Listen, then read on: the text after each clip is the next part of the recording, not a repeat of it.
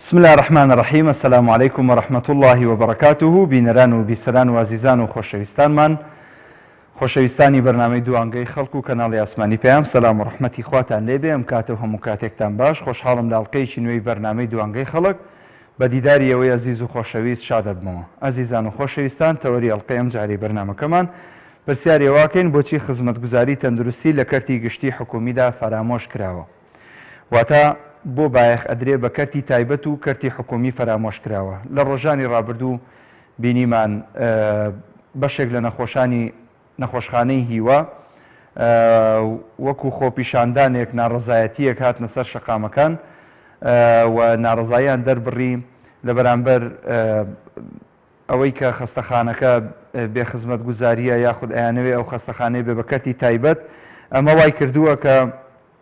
نیگەرانی لە لای نەخۆشان و هاوڵاتیان دروست بێ. بەشێک لەو خۆشەویستانەی کە بەردەوام متابعەی بەرنامەی دوانگەی خەڵکەکەن کۆمنتیان نووسیوە، کۆمنتەکانتان بۆ خوێنمەوە. کاک فاخیر برادۆسی نووسیوێتی چونکە نەخۆشخانەیەکی زۆر ئەهلی کراونەتەوە، زۆربیان هی بەرپرسەکانن. شان و عەبدوڵاڵە چونکە حکوومەت شکست خواردووە و گەندەڵە. کامەران محەممەدی ژەڵێ چونکە دەسەڵاتداران ئاگایان لە هەژاران نەماوە. محەممەد مامڕۆژ نووسیوێتی هیچ شتێک نامێنێت بە ناوی حکوومەت. شوان محەممەدیش ئەڵێ چونکە نەخۆشخانە ئەهلیەکان هی بەرپرسەکانە. جاسم محەممەدی ژەڵێ لەبەرەوەی نەخۆشخانە گشتەکان هیچ سوودێکی نییە بۆ گیرفانی حکوومەت. هیوا عەلی ئەڵێ بەرپرسانی حکوومەت تەنها لە پێناوی بەرژەوەندی خۆیان هەوڵ ئەدەن ئاگایان لە خەڵک نەماوە. ئەمیر عەلی ژەڵێ بۆ ئەوەی نەخۆشخانەی بەرپرسەکان بازاڕیان هەبێت. نیگا باقری ژەڵێ بۆ ئەوەی خەڵکی بچنە نەخۆشخانە ئەهلەکان کە بەرپرسەکان هی خۆیانە. کانی عەلی ژەڵێ بۆ ئەوەی بیکەن بە ئەهلی چونکە ئەمانە چاویان پڕ نابێتەوە مەگەر گڵ پڕی بکاتەوە. بەڕێزان، وەکو ئاماژەمان پێکرد ئەوە تەوەری ئەڵقەی ئەم جارەی بەرنامەکەمان بوو. ئەتوانن لە ڕێگەی ئەو ژمارە تەلەفۆنانەی لەسەر شاشەی کەناڵی ئاسمانی پێیان هەیە پەیوەندی بە بەرنامەکەەوە بکەن، یاخود ئێستا بەرنامەکەمان ڕاستەوخۆ لە تۆڕی کۆمەڵایەتی فەیسبوک ئەگوازرێتەوە بۆ ئێوەی ئەزیز. لەوێشەوە ئەتوانن بینەرمان بن و کۆمنتانەی کە ئێستا لێوە واینووسن دوجار ڕێخینە بەردیدی بینەرانی بەڕێز و خۆشەویست و کۆمنتەکانتان نەخوێنینەوە و ئەوەی کە بگونجێ ئەخرێتە سەر شاشەی کەناڵی ئاسمانی پەیام.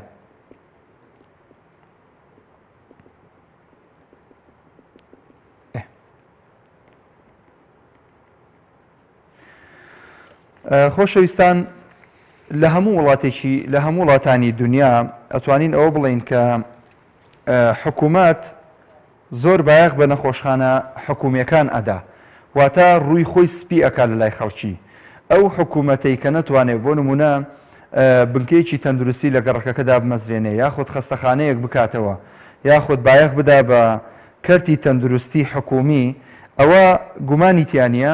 لەم هەرێمەی ئێمە هەروەکو بەشەکانی تری ژیان کە چۆن فەرامۆش کراوە و ئفلیچ کراوە، نەخۆشخانە حکومیەکانیش ئەویسترێت ئاوای لێ بکرێ. ئیتر هۆکار ئەگەڕێتەوە بۆ چەند شتێک، ئەویش ئەوەیە کە نیزامی حکوم لەم وڵاتە لەم هەرێمە نیزامێکی دادپەروەر نییە، عادیل نییە. ئەتوانین بڵین زیاتر بایەخی داوە بە کەرتە تایبەتەکە بۆ ئەوەی دوجار لەو ڕێگەیەوە پارەی دەستکەوێ، داهاتێکی باشی بۆ بگەڕێتەوە. تەبەن ئەمەش دەچێتەوە گیرفانی بەشێک لە بەرپرسەکان و منداڵی بەرپرسەکان و ئەوانەی کە گوێیان بە خەڵکو و بە نەخۆش و بە ئەو کەسانە نییە کە ڕێگەیان نەکەوێتە ئەم نەخۆشخانە حکومیانە. هاوڵاتیان دوجار بەدەست چەند معاناتێکەوە ناڵێنن. هیچیان ئەوەیە کە نەخۆشخانەی حکومی وەکو پێویست نییە، ئەوی تریان ئەوەیە کە تەوارەکانی ئەم نەخۆشخانانە کە ڕووی تێەکەی دوجار نایان بەدەمتەوە. چەندین نەخۆش گیانی سپاردووە لە کاتی ئەوەی کە بەدەمێەوە نەهاتوون، ئیسعافاتیان بۆ نەکردووە. لە وڵاتانە ئەبینین ئەگەر کەسێک لە ماڵەوە نەخۆش بکەوێ، حکوومەت ئەوەندە کار ئاسانی کردووە کە نەخۆشخانەکە خۆی ئەڕات بۆ لای نەخۆشەکە لە ماڵەوە چارەسەری بۆ ئەکا. ئیتر ئەمانە هەمووی کۆمەڵک حاڵەتی نەرێنین بەڕاستی لە نەخۆشخانەکان بەدی ئەکرێ، دوجار ئەبێتە هۆکاری کەڵەکەبوونی کۆمەڵێک دەرد و دەردەسەری بەسەر خەڵکەوە، هەروەکو سێکتەرەکانی تری ژیان ئیفلیج ئەبن.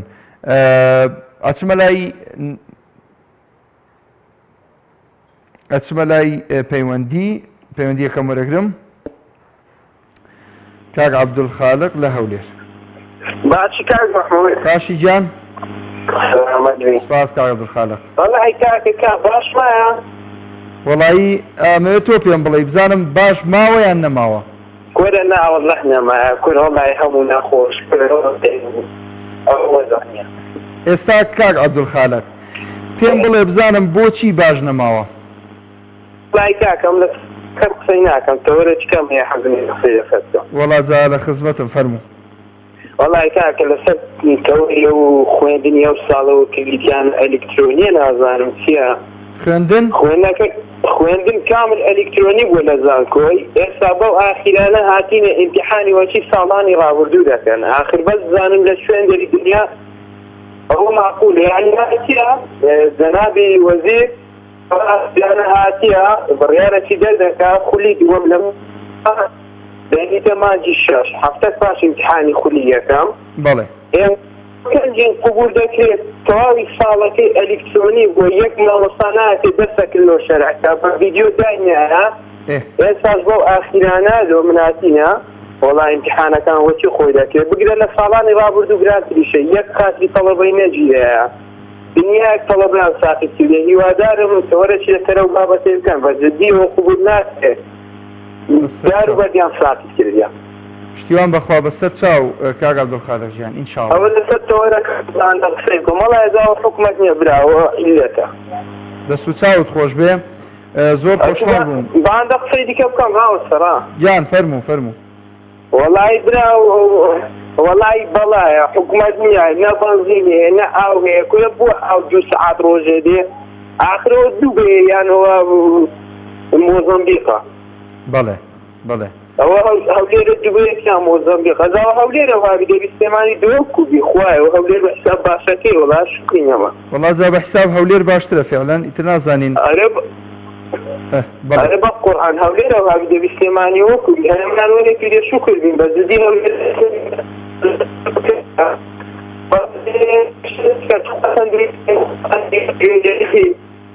دەرێن بە تەمانێک دیکەنە ئەهدی. دەست خۆش. سپاس کاک عەبدولخالق بژی سپاس بۆ پەیوەندیەکەت. نەزیر قادر نووسیوێتی یانەوێت قوتابخانە و خەستەخانەکان بکەن بە تایبەت. حوسام نووسیوێتی ئەی قوڕ بەسەر ئەوەی دەڕوات بۆ ئەهلەکان بە نمونەی ناوی خەستەخانەیەکی نووسیوە بە ناوی نەهێنم ناوی دوو خەستەخانەی نووسیوە نووسیوێتی من بەڕاستی پارەی دەوێت نووسیوێتی من پارەم نەبوو بەڕاستی پارەی دەوێت. خی گەورە فرسەتت با کاک حوسام. بێگومان هەندێک خەستەخانە هەیە ئێستا هەر پێی ئەڵێ سەلام عەلەیکوم جارە هەر لە ڕێگەوە نازانی 50-60 دینارت ڕۆشتووە تەنها لەبەرەوەی دکتۆرێک ئەدبینێ. بەڵام ئەوەشتان بیر نەچێ خەستەخانەیش هەیە بینینی دکتۆرەکەی ئەلحەمدولیلا یعنی ئەوە زۆر شتێکی دڵخۆشکەرە هەر باشە هەر چۆنێک بێ هەر باشە خۆی مەفروض بوو ئەوەندە حکوومێکە باش بواە هەر قەدەغە بواە خەستەخانەی ئەهلی بکرایەتەوە. حکوومێکە وەک نییە ئێستا خەستەخانە هەیە بۆ نمونە ئەتوانی بە 3000 دینار وا ئەکەن نەخۆش ببینێ یاخود بە 5000 دینار ئەمانە هاوکارین بۆ نەخۆش و بۆ ئەوانی کە کەم دەرامەتن. بەڵام دوجار حکوومەت ئەبێ بە جددی ئاور لە کەرتی حکومی بداتەوە کەرتی گشتی بداتەوە چونکە ئەو خەستەخانانەی کە ینی ئێمە خوا ڕەحمی کردووە مەسەلەن بەشێکی ئەو خەستەخانانەی کە ئێستا هەیە بنیاد نراوە لە زمانی زووەوە لە نیزامی گۆڕ بە گۆڕی سەدام حوسێنەوە کە دروست کراوە تا ئێستا هەر باشە ئەو خەستەخانانە هەن ئەجینا ئێستا حکوومەت و حیزبەکانی ئێستا قەت تەسەوڕ ناکەم بیانتوانایە خەستەخانەیەک بەو شێوازە و بەو جۆرە دروست بکرێ. ئەویش دیارە زمانی زووە وڵاتە زرهێزانەی کە لێرە ئیسیسماریان کردووە و بەرهێنانیان کردووە یاخود هاوکاری حکوومەتی عێراق بوون ئەوان دروستیان کردووە بە نمونەی خەستەخانەی ئازادی لە کەرکووک بە نمونەی خەستەخانەی ڕزگاری لە شاری هەولێر هەموو ئەمانە پاڵپشتێکی باش بوون بۆ خەڵکی لەو زمانەوە تاوەکو ئێستا ئیتر ئەویش ئەگەڕێتەوە بۆ ئەوەی حکوومەت بایەخی بەو کەرتە نەداوە. کاک مەریوان وەرەگرم لە سلێمانی. بەڵێ کاک مەریوان. والله كاكا عم حكومته معموش ولا ما فرشوها بله أولي من عبرتني ميزاتي كل يعني تلبس المانيا كسبان بيها معاني في بيها طبعا فيني خرابة بريقوباني خرابة أما من غيرته أبو الله بله باشا حكومة بسوريا بعراق أموش لما فرشاها الميزات أخوين أساني بۆ ئێمەی فرۆشتووە ئەی خۆی پەیوانی ڕۆژێک لە ڕۆژان ئەفرۆشرێ والله دائما فروشاوي إنه هاي بيزو درمانية قصارة وخوانية قصارة وجادي خرافة بيحاويهم بيخارة المفروض يعني لناو ما يتم ناغرة ويفاروا بارا وفارا ما زول لناو ما دەست و چاوت خۆش بێ بەڵێ بەڵێ زۆر سپاس کاک بەریوانگیان سپاس بۆ جەنابیشت دەستی تۆش خۆش بێ لە خزمەتان خواگەدارت بێ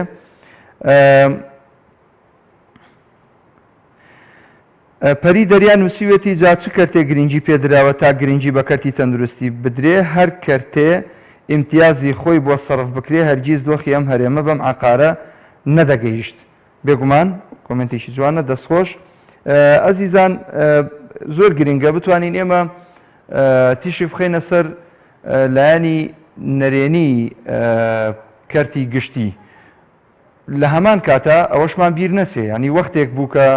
هەموو دنیامانی گرتبوو لەبەر بێ مەعاشی بێ موچەیی بەشێک لە دکتۆرە بەڕێزەکان و پەرستارە ئازیزەکان و کەرتی تەندروستی ئەوانەی کە هەستیان بە بەرپرسیارەتی کرد بەدەم خەڵکیەوە هاتن و توانیان باشترین خزمەت پێشکەش بکەن ئەمە نکۆڵی لێ ناکرێ و هەموو کەسێک ئەبێ بای ئەوە عادیلانە قسە بکە و بای ئەوە دادپەروەر بێ لە بینینی شتە باشەکان و خراپەکان ئێمە ئەڵێین ئەوە حکوومەتە بایەخی نەداوە بە کەرتی تەندروستی گشتی بۆیە پێویستە بایەخی زیاتری پێ بدە ئەم جارە کاک مەریوان لە هەولێرەوە السلام عليكم قربان عليك السلام ورحمة الله کاک مەریوان دەستخۆشی بۆتە وەرەکەت برام سپاس دەکەم مەمنونم وڵی زەحمە نەبێت بۆ مەبەست تەندروستی يعني كاتي تندرسي براسي دار ماوى هيك أميدك ما بكاتي تندرسي يعني لا كردستان بعام بله لبرو يساد ترجعها مو بتقارو بوت برجواندي مصلحتي خويا حزب كان يج براسي أنا كاتي تندرسي حكومي براسي بمعنى أنا دار مت بقرنا وبو أهليتان باشا أهلي كان جبل جدتي خويا أنا بيبنا الريو بطاري بوي كخلق بتشوفين دوا بله إذا من قوم كزانم نخوش بقول لهم سجار رجعنا هاش دكتوري ناو غولي لم فيه كردوا نتواني يعني بس ما كادي تدرسي بهيج شوية إنما أنا أقول لك شو كادي تدرسي كان قبل الحكومية به كدكتوري باش لي نشتبه توانم نشاني بدهم وجماعة جدائك هيك عبرنا وداني مقيمة شيء طبيعي داني يشتبه يعني مدير يعني كسر لو بابا يعني يشتي كان بما نأكل مليون يقول 500,000 بس الدكتور رويشتوا كيف مرقش يعني اگر باش كم قرص كردوا جاك خلقي فقير بمليون يقول 500,000 اور رويشت به كذا تندرسي شيء استفادة شيء هي حكومية اگر حكومت بخواه بشي دوا بيت دكتور كان جاي خوي قاطن ديت واويك بتوانم لخدمتي خلق قاطن من بعدين قرص كردوا كذا وقعدت اويك بتوانم علاج شارسري بوب دوسمه هذا أنا شهر السادسة باش من نيمة خالتي كنيتي أي باش خالتي كارو لشوف يعني وروج كارو كدور روج كارو أي فائدة لشوف يعني كم عاش يشبه الشوافة بها إذا كتب ندرسي براسي بردارمان الرا حكومة هيج برجواني شيء نداو بكتب ندرسي دكتور كان بخوان جانا بنصر خالتي فقير بقول لا أبوسك هيجي بناكله أي سكت خانة علاج كدور نسير أو علاج كبوت ينشوف بيوتي بنقوشي أفضل هرنية جات دعوة الحكومة كم نقول برنامج كتانو كبكتي تنسيا بجواني بمعنى بجواني لخدمتي خلق عبيد لخدمتي خلقي فقيري هشار عبيد خلقي دوما مشكلين يعني خلقي استرمدار وبادار وبون منا كرامسون كيرجين يعني شو لحد شيء قاعد بشارة خويا بس دام وضبط كفقير كمان ده خوشي ببرنامج كتان بريسو دستی توش خوش بکاگ مریوان جان زور سپاس با پیوندێکت موفق بی ئەچمەلای کاگ ئاریان لە سەی سادقەوە دیارە داخراوەتەوە سپاس بۆ کاگاریان ئەزیزان بەردەوامی لەگەڵتان. عەفا شەریف نووسیەتی بەدەست ئەم دەسەڵاتەوە خەڵک هەمووی تووشی نەخۆشی درێژخایەن بوون. سۆماخان نووسیوێتی حکوومەت بریتیە لەو دوو حیزبە، ئەو دوو حیزبەش کۆمەڵی مشەخۆریان هەیە کە نەک تەنها کەرتی تەندروستی بەڵکو هەموو کەرتێکی تریان کردووە بە ئەهلی. زۆر باشە. قسەیەک لەسەر ئەوە بکەم کە بەشێک لە دکتۆرە بەڕێزەکان بەشێکیان هەمویان نا بەشێک لەو دکتۆرە بەڕێزانە بەڕاستی حەقی ئیشەکەی خۆیان نادەن، واتە لە کەرتی گشتی حکومیدا وەکو پێویست بەدەم خەڵکەوە نین، بەڵام لە عیادەکانی خۆیانە، لە کلینیکانی خۆیانە، لە خەستەخانە تایبەتەکانی خۆیانە، چونکە پارەیە مۆزوعەکە زیاتر بایەخ بە نەخۆشە درێ و زیاتر احتیمامی پێدرێ. حاڵەتێک لەو حاڵەتانە بۆ نمونە نەخۆش هەبووە چوەتە ژێردەستی دکتۆرێک بەس بوو ئەوەی پارەیەکی باشی دەستکەوێ بۆ عەمەلیات، ئەسڵەن پێویستی بە عەمەلیات نەبووە، ئەسڵەن پێویستی بۆ نەبووە کە ئەو عەمەلیاتە بکە. ئەمانە هەمووی جێگەی پرسیارن بەڕاستی. ئەبێ حکوومەت ئەوەندە لە خەمی خەڵکا بێ بتوانێ وەڵامی پێ هەبێ بۆ ئەو خەڵکە.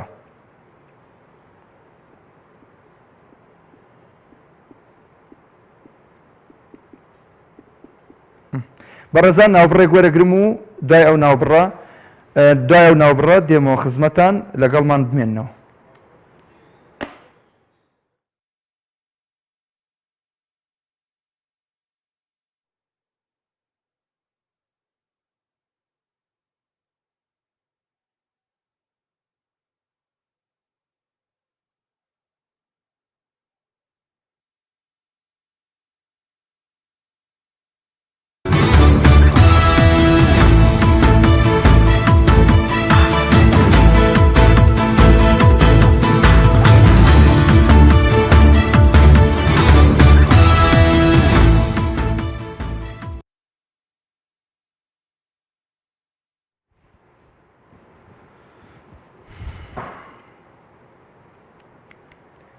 دووبارە سڵاو بەڕێزان، کاگاریان لە سێ سادقە وەرەگرمەوە.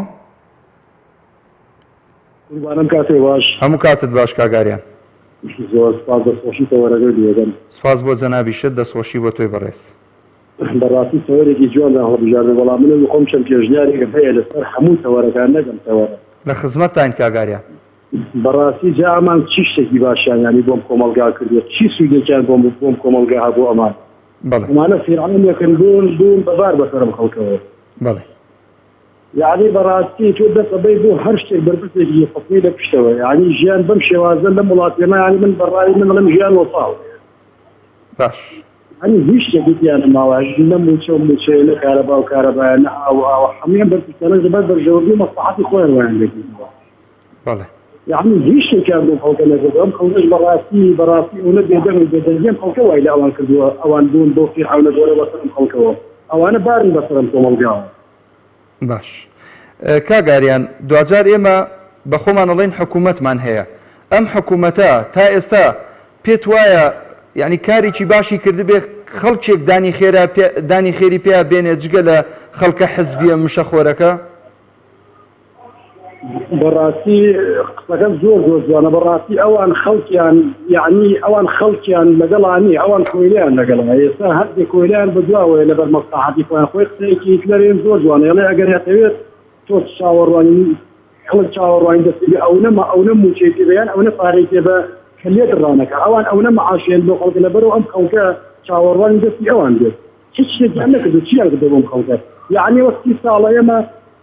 بەحساب حکومەتمانی کارەباسوە، یعنی ئێمە لە دیسایە قاژین بەڕاستی کارەباڵی ترافیکە.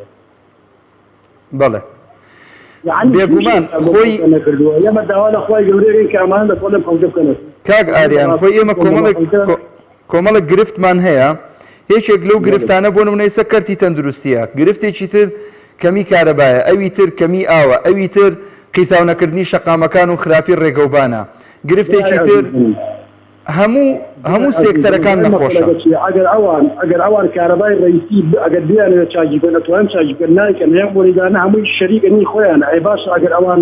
داواتی مەریدەکانیان لێ ببڕیت و هەرگە سەرچاوەتریان هەیە لیان بگری، ئەمانە هیچ دەسەڵاتێکیان نامێنێ. ئەمانە کۆمەڵە مشەخۆریان بە چواردەورەوەیە، هەموو کاراسانێکیان بۆکەن، بەس ئەوە مۆزوعەکەیە. ئەینا بڕاتە بیان لە کارەبا چاوکەن چاشێکن خۆیان نایکەن لەبەر ئەلەگە کارەبایان بۆ بکەن بە 24 ساعت و معاش باشکەین وایە کارە زیانی ترمان لێگرن یعنی ئەومان لەسەر بڵێ خوای گەورە ئەمانە لە کۆڵی ئەم میلەتە پێدەوە بەس ئەومان لەسەرەوەشی کرد یعنی بەڕاستی ئەم خەڵکە بۆچی لە کاتەوە بژاردات زایان نابین یعنی تاکەی ئەم بێدەنیە تاکەی خۆی لە یەکێک لە کۆنگرێکی ڕۆژنامەوانیە شوێنێکی وایە بەرپرسێکی حکومیە حیزبیە ئەڵڵاهو عەلەم شتێکی وایە بیرم نییە بەباشی حیزبیە ئەڵێ کارەبا بەڵێ نەدەین کە کارەبا لە ساڵی 2008 بە تەواوی چاک بێ 8 ڕۆیی بوو بە 18ش ببێ بە 28 بۆ نمونە باسی کارەباکەم پێت وایە کارەبا باش بێ کارەبا ئەوان من برای عزیزم من پێشم پێشەکە پێشتەوە مردم ئەوان مەبەستیان لە چاردۆنی کارەبا یعنی بۆ بچار لێ فێری وڵاتێکی وەکو ئێران کە هەمووی سعات ڕێنێ مۆجورە یعنی هەموو مانێکش هەموو ساکێکش معاشی بۆ بڕیەوە لە کارەبای 24 ساعتیان هەیە یعنی ئەو داهاتەی کە لای ئێمە هەیە ئەم داهاتی کە لە لای ئێمە ئەتوانێت وڵاتێکی وەکو وڵاتێکی زۆر گەوری ئەوروپیشی پێبژێنێ بەڵام ئەمان خۆیان ئەیدن تالبی ئەوە نین بنێنە شتێکم و تۆ لە ڕێوە بنێرانم شەڵا لە بازی نەوشەکە شتمان بووایە بەڵێ بەڵێ یعنی هیچ سوودێکی بۆ ئێمەنە بە بەڕاستی ئەم نەوتە بۆ بە زرەر بەسەرێن کەنتی تەندروستی کابرا لەبەرەوە فەرامۆشیەکە بەڕاستی کابرا خۆی مەسئولێکە 4 عیادە داوانێ مانگانە بازرگانی بەسەر من تۆکە بەسەر من خۆم بچووم بۆ عیادە بڕاو بکە یعنی چاچوومە تەڕ بۆ هەر عیادێت 4 عیادەم کردو لەمانێکە بۆ خۆم بۆ لە خۆشم هەر دوکتۆرە شتێکی پێوتم یعنی تەندروستی سیشمان لە جێگەی خۆیانێ بەسەر ئەوە تۆکە لێمانە خۆن بەڵێ بەڵێ دەستی تۆش خۆش بێ سوپاسە دەکەم کاک ئاریان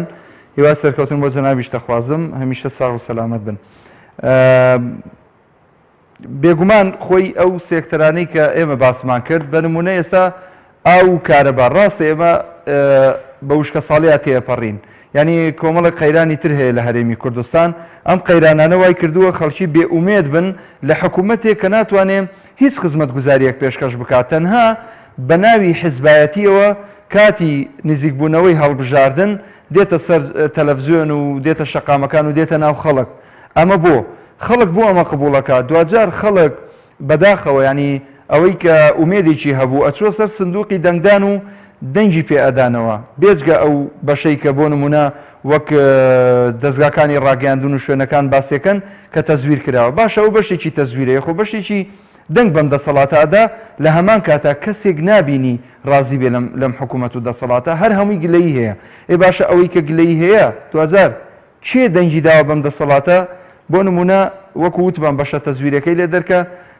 بەشێک لە هاوڵاتیان وایان کردووە ئەم حکوومەتە بەشێک لە مشەخۆرانی حزبی وایان کردووە ئەم حکوومەتە بۆی بلوێ بۆی بچێتە سەر بەرحاڵ لێرەدا کۆمەڵێک لەو بەڕێزانەی کە بە سوپاسەوە ئێستا بینەری ئەم بەرنمەیان لە تۆڕی کۆمەڵایەتی فەیسبوک شکر ئەحمەد سادق نووسیوێتی زۆر بەداخەوە خزمەتگوزاری تەندروستی بە پێی پێویست نییە کاک عەدنان مەولود سڵاوەکە سڵاوی خوا لە جەنابێت سوپاس بۆ بەشداریکردنت کاک یوسف سەید بەحمەد نووسیوێتی موچە و قوتی خەڵکی بڕیوە کە مافێکی سەرەتایی خەڵکە چ جای بگاتە خزمەتگوزاری ئەوەی کە هەیە تەنها خزمەتکردنە بە گیرفانی خۆیان بەڵێ بێگومان ئەم حکوومەت و دەسەڵاتە لە خەمی خەڵکان نییە گە لە خەمی خەڵکدا بووایە ئێستا زۆرێکی ترە بوو بە شێوازێکی ترە بوو بەردەوامم لەگەڵتان لەوەی کە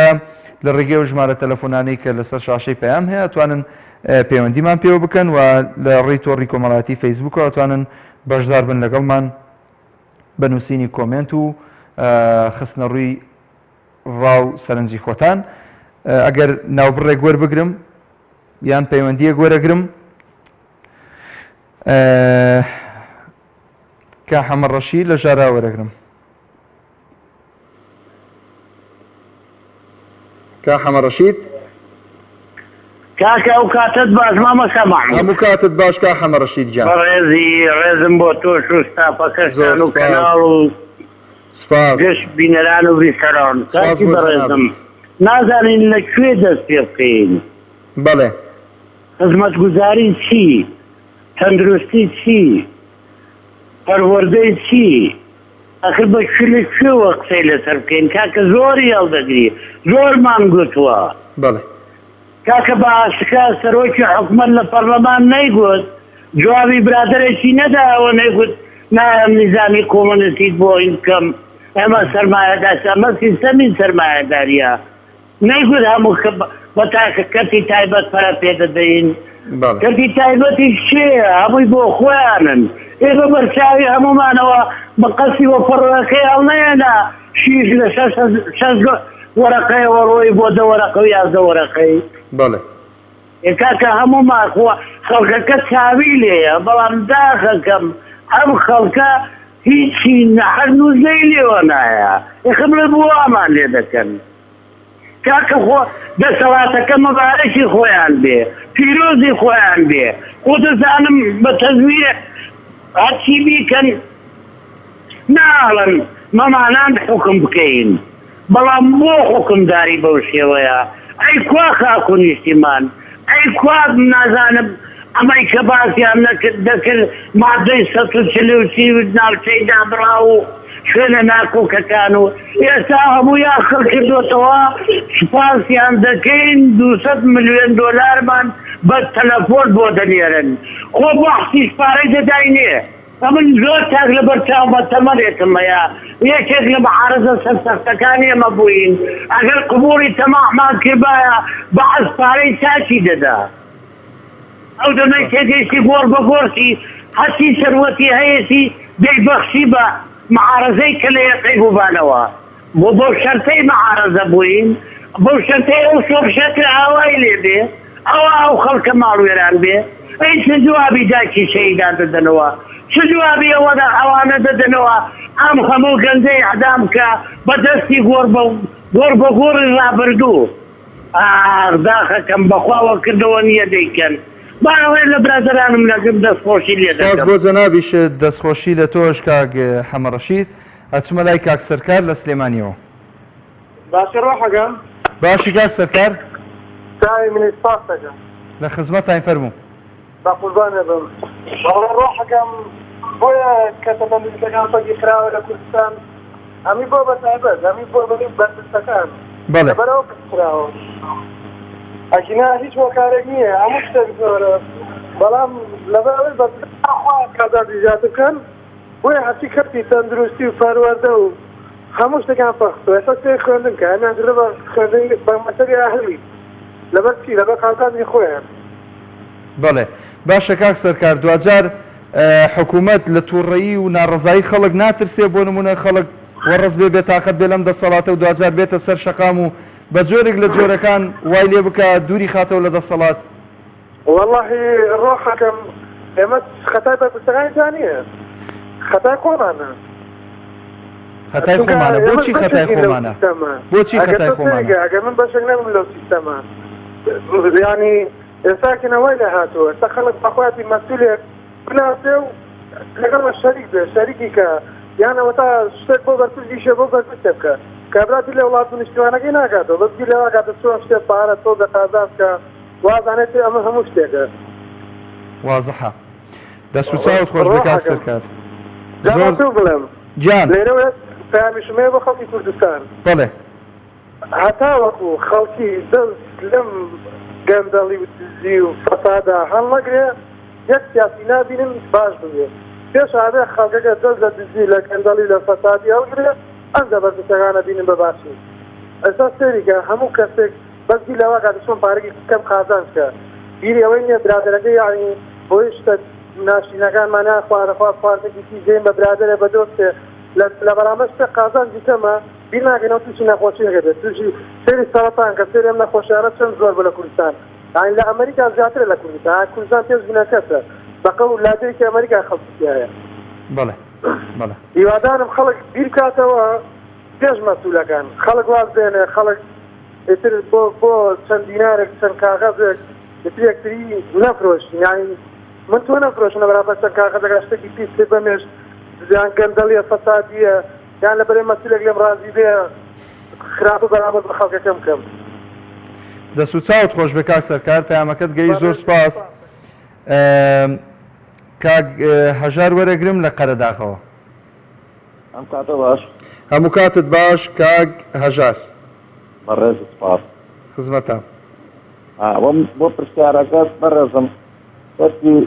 گشتی تەندروستی کە فەرامۆش کراوە بەڵێ سەرکی حکومت بڵێن خەتای حکومەتە و دووەمش خەتای میلەتە چونکە خەتای میلەت ئەوەیە کە قبولێکا لەم حکومەتە خەتای حکومەتش ئەوەیە کە کەسێکی زۆری تایبەتی تەندروستی کرێتەوە هەمووی بۆ بە بازرگانی بەڵێ دکتۆرە لە خەستخانەی بەیانیان هیچ مەبەستی نییە نەخۆش ببینێ من خۆم چوومەتە خەستەخانەی بەیانیانەوە هیچێک لە خەستەخانەکانی ئیسلێمانی دەچووم دکتۆرەکەی یەکسە پرسیاری نەخۆشەکەی لێ کردوم بەتەنی دوایی وەکو کارتی ئاسیا و کۆڕەک تۆ نەفرۆشتێ کارتی عادەکەی خۆی لە گیفاین دەرەکات ئەڵە کاتی ئێوارە وەرە بۆ عادەکەم بۆ جادەی وەردی خۆم ئەقڵەمێشم بۆ جادەی وەردی بۆ عادەکەی یعنی هەمووی بۆ بە بازرگانی نە لێ پرسینەوە هەیە نە هیچ هەیە ئەمە ئەوە یعنی کێ بە دکتۆرەکەشم وتم کە نابێت دکتۆر خۆ خۆشمان توانین بین بۆ عادەکەت بۆ ئێوارە بەڵام ئێمە گیرفان توانای نێرچی بۆ نەبێ هاتوو بە خەستخانێکی شتێکە بەڵێ ئەمە یەکەم دوێنیان خەستخانەی کەتی گشتەکانی بەڕاستی هەمویان دێ ویژدانن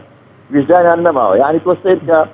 شەوێک نەخۆشەکە نێنێتەوە بۆ نمونەیەک لەسەر خەستخانەی بەخشین دەی خۆتانە بەڵێ خەستخانەی بەخشین کە نەخۆشەکە نێنێتەوە شوێ معقول نییە 500,000 700,000 نەخۆشەکە سێنرێت یەک دقە کاک هەژار لەکوێ 500,000 بەسەوەم تێبگێنە سندراوە نەخۆش هەیە لە خەستەخانەی بەخشین یەک شەوتیا بووە نەخۆشەکە وەفاتیشی کردووە من زانیاریم هەیە لەسەرەوە لەسەر قەبران بۆ کە سوکارەکەی تەلەفۆنی بۆ کراوە کاکە بێ زەحمەت 500,000 بنەی خەستخانەی بەخشین بۆ زانیاریم هەیە کاک هەژار ئەو بەشەی کە باسیەکەیەوە ICU-وە بەشی چاودێری وردە واتە عینایە مرەکەزەیە جیهازێک هەیە ئەو جیهازە نزیکی 7-8 دەفتەر دۆلارەیان 10 دەفتەرە نازانم پێی ئەوترێ ڤێنتیلەیتەر کاشی دەرهێنەر مەجالم بە معلوماتی بمێ ئەو جیازە کە پێوترێ ڤێنتیلەیتەر جیازێکی گرانە پەمپێکە ئۆکسجینە نێرێتە لەشی ئینسانەوە من لە ڕۆ تەندروستیەکەەوە نازانم بەزەوەی کە خۆم ئەزانم من برازایەکی خۆم لەوێ وەفاتی کردووە لەناو ئەو خەستەخانەی وەفاتی کردووە دوای 45 شەومانەوە ئەو بەشێکی گرانە لە هیچ خەستەخانەیەکی ئەهلی لە شاری سلێمانی لە هەموو شارەکانی تری کوردستان نییە شەوێک نەخۆش لە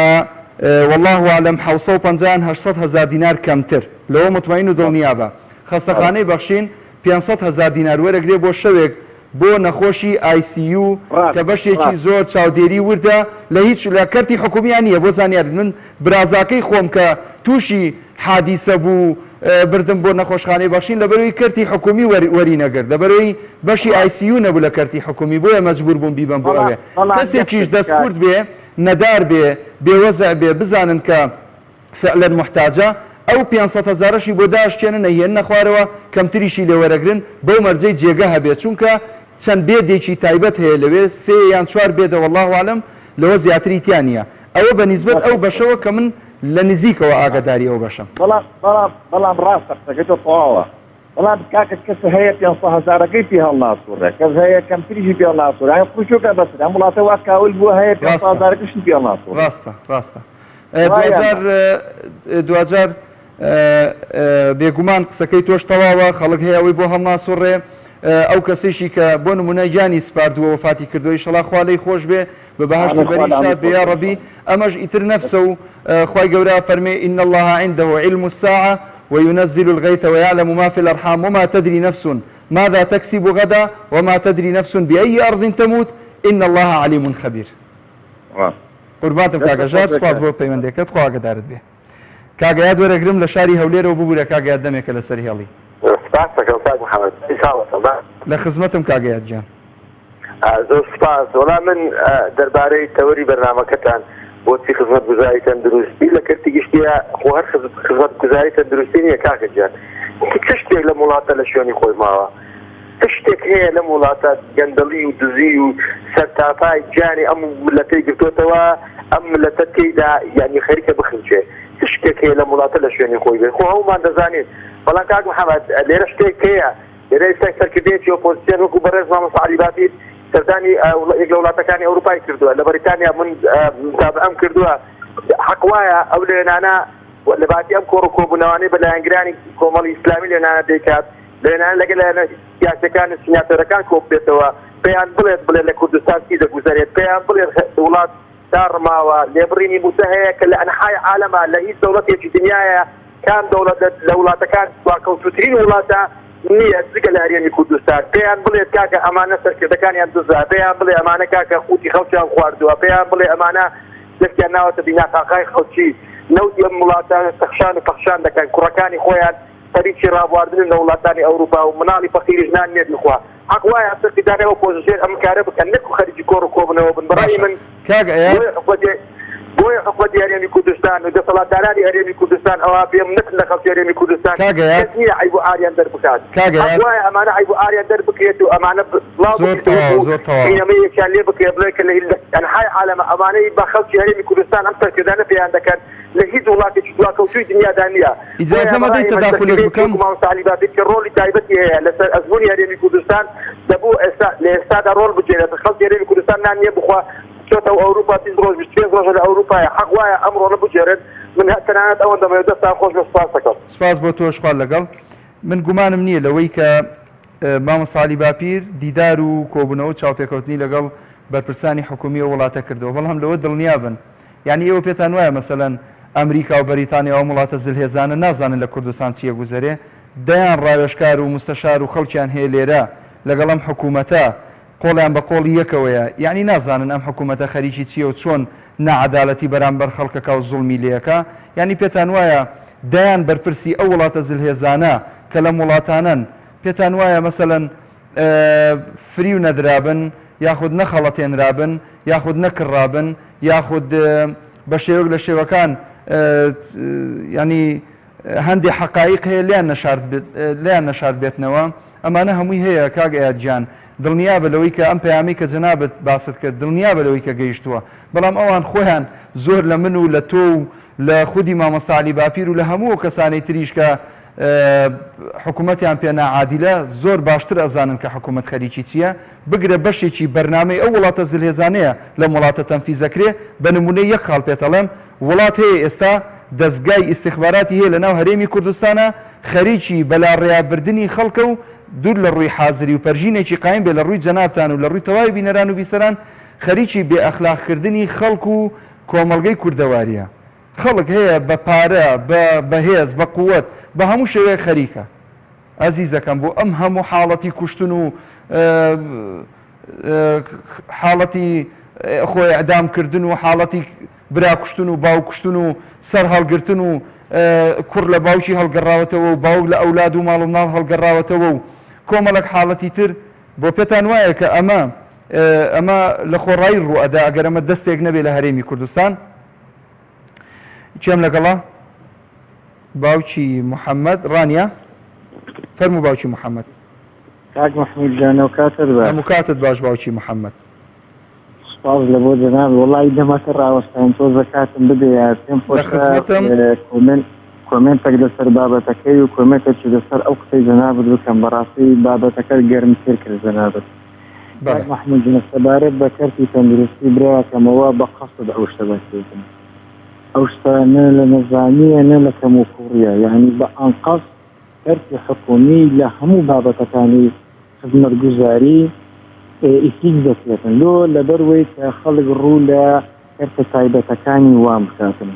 سەبارەت بە کەرتی تەندروستی من تەحەدای وەزیری تەندروستی دەکەم ئەگەر مناڵێکی پێویستی بە نەشتەرگەریەک ببیتن بیباتە نەخۆشخانەکەی حکوومەتەکەی خۆی بە خۆی وەزیری وە بگرێ لەوانەیە هەر لێرش چارەسەری نەکا لەوانەیە بیباتە دەرەوەی هەرم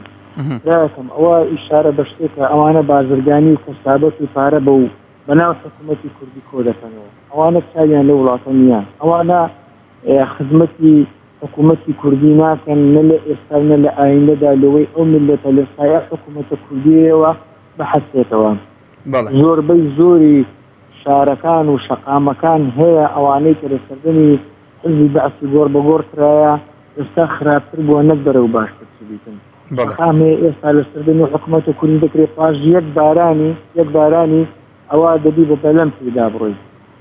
براسی من ئەمەیان دەمەوێت کۆمنتێک لەسەر ئەو قسانەی جەنابت بکەم کە قسازە ئیشارە لە بۆ ئەو برایەکە من زۆر سەیرم بە تاچی کوردی دێکن بە ئەحزابی کوردی دێ ئەو جا گەورەتری دەکەم بەو حکوومەتە ساوتنۆکە کوردی دێتن دایمەن دەپارڕێتەوە لە غەیری خۆی ینی تەمەشا دەکەی بابەتێک دێتە پێشێ داوای یارمەتی و داوای خێر و خێرات و سەدەقە دەکا لە وڵاتان تاکە عیبە حکوومەتی کوردیتان لەوا سێکە فێرە سوالکەری ئەو جا وەرە خوارێ لە بۆی ینی تەمەشا دەکەی ئەو شتە بە غێر ئۆتۆماتیکی گەیشتیتە سەر تاچی کوردیشەوە ینی دایمەن ساوی لەوەیە زلهێزێک بێ نەجاتیدا لەو حکوومەتە زاڵمەی جەنابەت فەرمود وڵاتانی زلهێز لێرکانە سیاست دەکەن دین دوو لە ڕووی جەناب بینێران بێ ئەخلاقی براو دەکەنەوە برام خوای گەورە دەفەرمی والله متم نوره ولو كره الكافرون بەڵێ بەڵێ بێگومان بەرێ بێگومان يريدون ليطفئوا نور الله والله متم نوره ولو كره الكافرون ئاەتەکە لە سەرتاوە برێم مەبەستم لەوەیە وای پەروەردگاریش والله متم نوره أنا ويمكرون ويمكر الله والله خير الماكرين من نامي بابەتەکە زۆر درێژکەمەوە دەمێ پەیامەکەی خۆم برێم نامێ فەرموو برێم لەنا لەبەرمە ئاەتەکە بەس مەبەستی من لە چێکاگ مەحمودیان کاکە باتاچی کوردی فێربی لەسەر پێی خۆی بوەست باتاچی کوردی فێربیتن پشت یەکەم جار بەخوای پەروەردگار ببەستی بێگومان بەس لێزەکانی دنیاە برایەکەی من ئەتوەرە بە ئیمان و عەقیدەتی پاکەوە پشت بەخوا ببەستە زانە چ بەربەستەکەی حەدی خۆی ڕابگری لەبەر ئەو تەوژمە بە قووەتەی تو قەناعەتم پێ بکە کاگ مەحموود هەموو سەرتاوە لە یەک شت دەگریت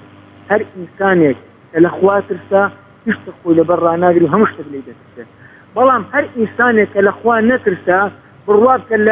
لە وژەی ڕەشەبای بایەکی دەترسێت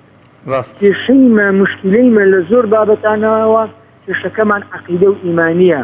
لە هەندێک بابەتان کێشەکەمان ڕۆشنبیریە پێویستە ئێمە ئەو شتانە لێک زیاتینەوە وعلى الله فليتوكل المؤمنون أكبر توكل بخواي پروردگار بخواي جورد فرمي دري لسر من بس أولي وعبدت بش بمن بس توكل بمن بكات عام مشتشي لبوستا هلا يصير أو ملتا براسي هتا بسماي أمريكا بي هتا بسماي زلهيزتان بي هتا بسماي UN بي قسما بالله حاري قد لو باشترنا بي هموي بخون وخيالي آزادبون ورزقاربون وتيربون ودمرين ئەو هێزە زاڵمانەش هەر وەکو خۆیان دەبن من لە یەکم نییە لە ئۆپۆزیسیۆن تا حەدێک بە پێی هێز و تاقەت توانای خۆیان هەیە سپاس دەکەم ببوورە کاتم کەم بەدەستەوە ماوە کاک عومەریش لەسەر هێڵە لە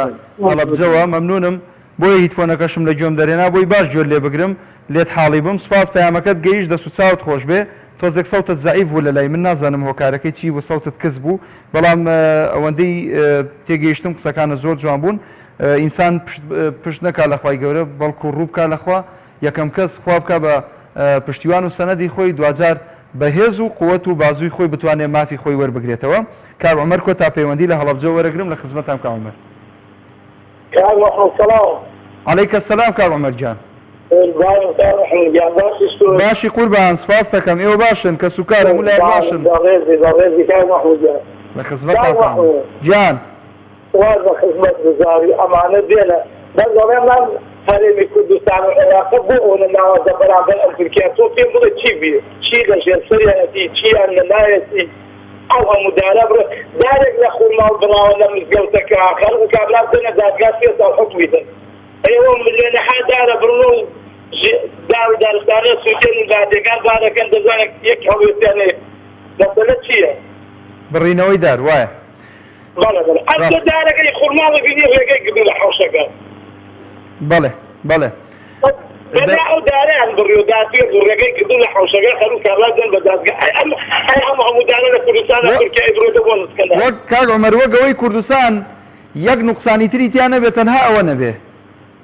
ئەو لەدارە ڕێگەیشی گرتو لە حەوشەکە هەچ مەسەلە چییە تۆ پێم بڵێ بۆ نەلاوازە حکوومەتی عێراقی هەرێمی کوردستان بۆ نەلاوازن بەرامبەر بە تورکیا ئەی سڵاو لێ بێ کاک عومەر گیان زۆر سپاس بۆ پەیوەندیەکەت دەستاو کاک مەحموود سەینە بنایە بۆیان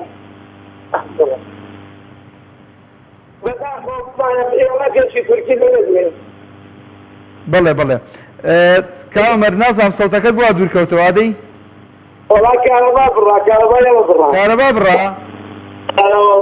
تۆ لە کوردستانە گوێ مێرێ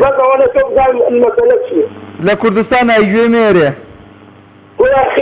كرة خيرت لما خيرت يعني إن الحكومة العراقية يعني مثل خۆی گەورە بۆمان ناسان کە ئینشاءڵڵا سپاس دەکەم کاک عومەر گیان بۆ پەیوەندەکەت عاقبەت خێر بیخوا ئاگادارت بێ بینەرانی بەڕێز و خۆشەویست بەم شێواتی نەکۆتایی هەڵقەی زارەی بەرنامەی دوانگەی خەڵک تا هەڵقەیەکی تری ئەم بەرنامەیە